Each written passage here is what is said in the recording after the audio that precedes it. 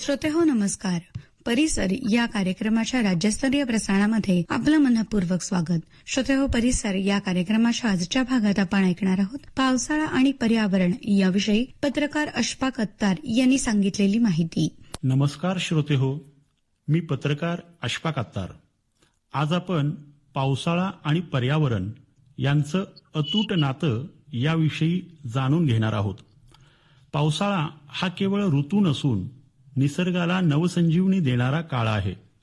उन्हाळ्याच्या कडक तापमानानंतर पावसाचे पहिले थेंब जमिनीवर पडतात आणि संपूर्ण सृष्टी नव्या उत्साहाने बहरून येते. कोरडी पडलेली जमीन हिरवाईने नटते, ओढे नाले वाहू लागतात आणि निसर्गाचे रूपच पालटून जाते. पाऊस हा पर्यावरणाचा जीवनदायी घटक आहे.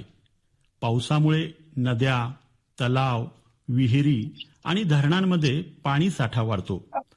भूजल पातळी उंचावते आणि शेतीला आवश्यक असलेले पाणी उपलब्ध होते.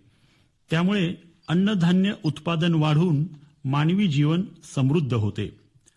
पावसाळ्यात झाडे, वेली आणि वनस्पतींना नवसंजीवनी मिळते. जंगलातील जैवविविधता पुन्हा फुलून येते. अनेक पक्षी, प्राणी, कीटक आणि जलचरांसाठी हा प्रजननाचा महत्वाचा काळ असतो. रानफुले फुलतात, फुलपाखरे बागडू लागतात आणि निसर्ग रंगांची उधळण करतो.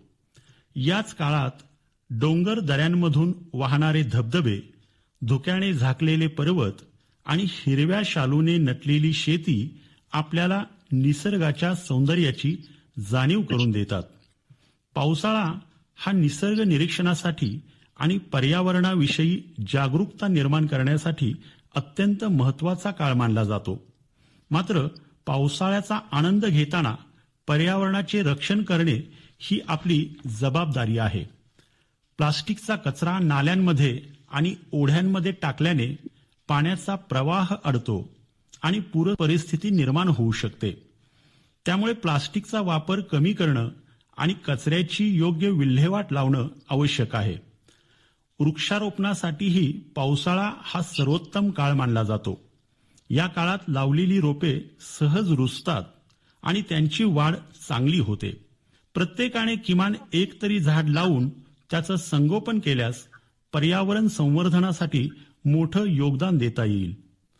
पावसाचे पाणी अडवा आणि जिरवा हा संदेशही तितकाच महत्वाचा आहे.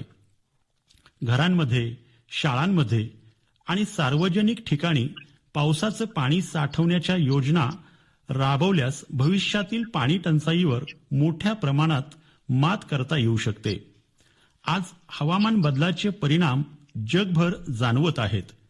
अनियमित पाऊस, वाढतं तापमान आणि नैसर्गिक आपत्ती यामुळे पर्यावरण संवर्धनाचं महत्त्व अधिक वाढलं आहे. त्यामुळे प्रत्येकाने निसर्गाशी मैत्री करून पर्यावरणपूरक जीवनशैली स्वीकारणं आवश्यक आहे. श्रोतेहो, पावसाळा आपल्याला निसर्गाशी जोडण्याची संधी देतो.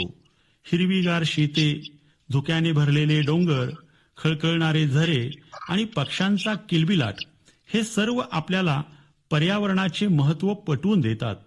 म्हणूनच पावसाचा आनंद घेताना निसर्गाचे जतन करण्याचा संकल्प आपण सर्वजण मिळून करूया. चला तर मग या पावसाळ्यात पर्यावरण संवर्धनाचा संदेश प्रत्येकापर्यंत पोहोचवूया आणि हिरवेगार, स्वच्छ आणि समृद्ध भविष्य घडवूया. धन्यवाद.